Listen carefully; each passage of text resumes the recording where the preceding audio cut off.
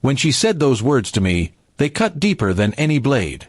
"Stop acting like my husband, you don't control where I go or who I see." I stood frozen, trying to process what she had just thrown at me. We had been together for 5 years, married for 3, and all this time I believed we shared a bond of trust and mutual respect. But in that moment, it felt like the foundation of our marriage had started to crumble. At first, I tried to brush it off as anger or frustration. Maybe she was just upset about something minor. But the way she said it, with such coldness, made me question everything.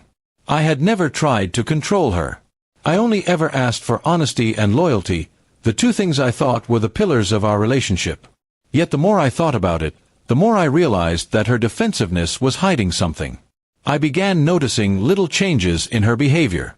She would guard her phone like a treasure chest, never leaving it unattended. Late-night texts became common, and when I asked who it was, she would roll her eyes and accuse me of being insecure. Every weekend, she found excuses to go out, often saying it was girls' night or just some work friends.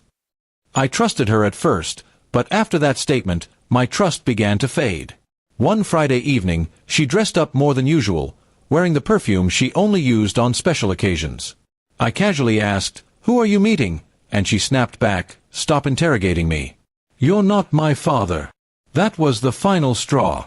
I knew I had to find out the truth for myself, no matter how much it hurt. The following weekend, when she said she was going out again, I quietly followed her. My heart raced as I drove a few cars behind, afraid of what I might discover. She didn't go to any restaurant or shopping mall. Instead, she pulled into a quiet residential street and parked outside a man's house. My stomach twisted as I watched her step out of the car, smiling in a way I hadn't seen in months, and walk straight into his arms. That sight shattered me, but it also gave me clarity. She wasn't just disrespecting me, she was betraying me. I stayed in the car for hours, waiting for her to come out, my mind spinning with a storm of emotions. When she finally returned, she looked radiant, as though she had just lived another life where I didn't exist. The next morning, I acted normal, hiding my pain behind a mask. I needed a plan. I couldn't simply confront her. I wanted her to see the consequences of her choices. Quietly, I gathered evidence, photos, screenshots, bank statements of the money she was secretly spending. I didn't tell her I knew. I just waited for the right moment. That moment came a week later. We were having dinner with her parents, who always thought she was the perfect wife. Halfway through the meal, when she was laughing and pretending everything was fine, I calmly placed a folder on the table. Her mother opened it, only to find pictures of her daughter in another man's arms. The room went silent. My wife's smile vanished instantly. Her father looked at her with disappointment, her mother gasped in shock, and she glared at me as if I had stabbed her. "How could you do this to me?" she hissed.